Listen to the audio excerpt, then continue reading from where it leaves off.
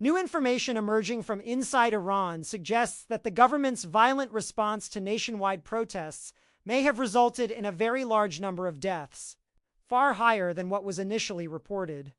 After days of total internet and phone shutdowns, limited communication has begun to return in some areas.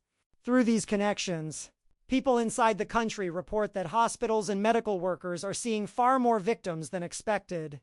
Some estimates suggest that the number of people killed may already be in the thousands, with claims that it could be far higher.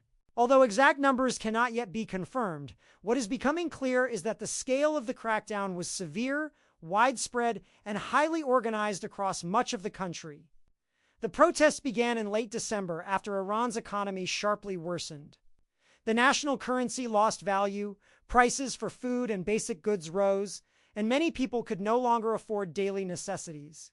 Demonstrations started in major cities and markets, then quickly spread nationwide. What began as economic protests soon turned into political ones, with people demanding change from the government and the ruling system. Security forces were deployed across the country. Protesters were met with tear gas, batons, rubber bullets, and in many cases live ammunition. Witnesses say crowds were fired upon without warning. In many cities, security forces chased protesters into side streets, homes, and apartment buildings. Thousands of people were arrested and taken to detention centers or unknown locations. Soon after, the government imposed a near-total communication blackout. Internet access was shut down, phone calls were blocked, and social media disappeared.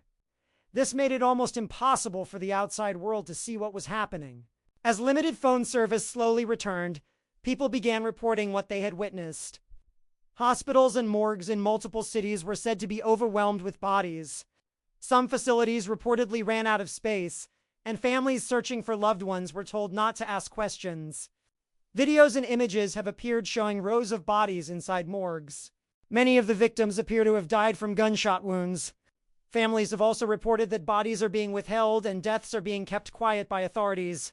Because of the blackout and tight state control, no full official death toll has been released. However, the number of reports coming out of the country suggests that the true total is far higher than what has been admitted. People inside Iran have tried to collect information from hospitals, burial records, and local officials. These unofficial counts point to thousands of deaths across many cities. Some estimates suggest the number may even be in the tens of thousands. While this cannot yet be verified, the scale of the violence is becoming increasingly clear. International leaders and organizations have expressed alarm and concern. Calls have been made for the restoration of internet access and for investigations into what happened. Inside Iran, heavy security remains in place. Protests continue in some areas, but at great risk. Many families still do not know what happened to their missing relatives.